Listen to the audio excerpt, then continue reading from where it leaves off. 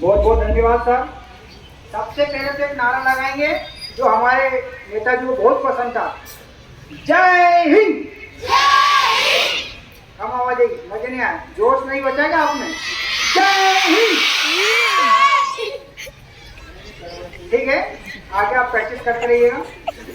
तो आदरणीय प्राचार्य महोदय, शिक्षक साथीगण और प्यारे प्यारे बच्चों, जैसा कि आपको सबको पता है कि आज हमारे महान नेताजी जो कि भारत माता के वीर सपूत थे, एक महान क्रांतिकारी, एक महान देशभक्त, राष्ट्रवादी, उनका जन्म 1897 आज के दिन 23 जनवरी को हुआ था।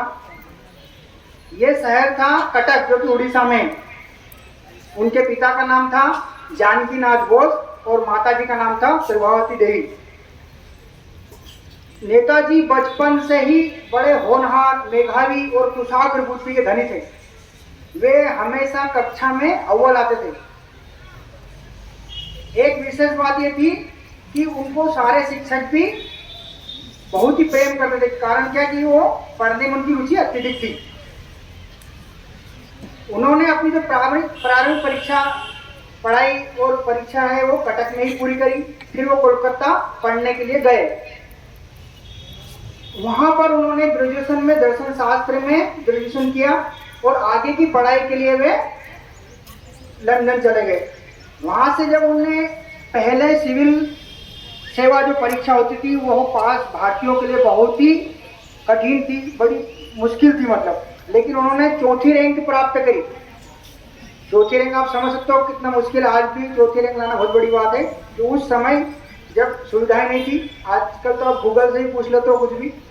तो उस समय उन्होंने चौथी रैंक से सिविल सेवा परीक्षा पास करी। लेकिन जब वो भारत में देखा कि जलियांवाला बाग हत्याकांड, रोलेक्ट एक्ट, ये सब भारत में हो रहा है, तो वो विचलित हो गए और उन्होंने वो सब छोड़ के और गांधी जी के साथ वो स्वतंत्रता आंदोलन में कूद पड़े।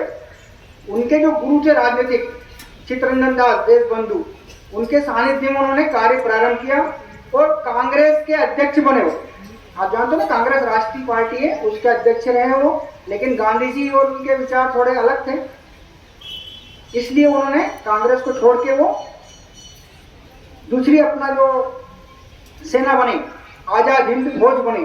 कहाँ पे?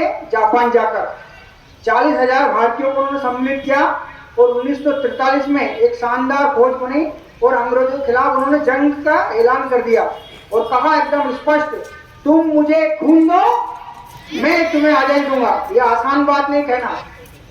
भारत माता के लिए मर मिटना भी उन्होंने ठान लिया था। लेकिन किसी कारणवश उनको सफलता नहीं मिली इसमें। लेकिन उन्होंने विश्व में भारत की एक छवि बना दी कि भारत अब अंग्रेजों के अधीन नहीं रहेगा। इसके बाद उन्होंने जो सेना को जो दिल्ली चलो को नारा भी दिया उन्होंने। एक प्लेन दुर्घटना में, ये अभी नहीं कह सकते क्या स्थिति, लेकिन 18 अगस्त 1945 को एक प्लेन दुर्घटना हुई, उसमें उनका निधन हो गया। एक अपने शब्दों को विराम देने के पहले एक वाक्य कहूंगा आपको मैं, जो उनका प्रसिद्ध वाक्य है, सबसे बड़ा अपराध, याद रखिए, उन्होंने कहा था, याद रखिए, सबसे बड़ा अपराध क्या है? अन्याय सहना तथा गलत के साथ समझौता करना है। धन्यवाद। जय हिंद, जय भारत।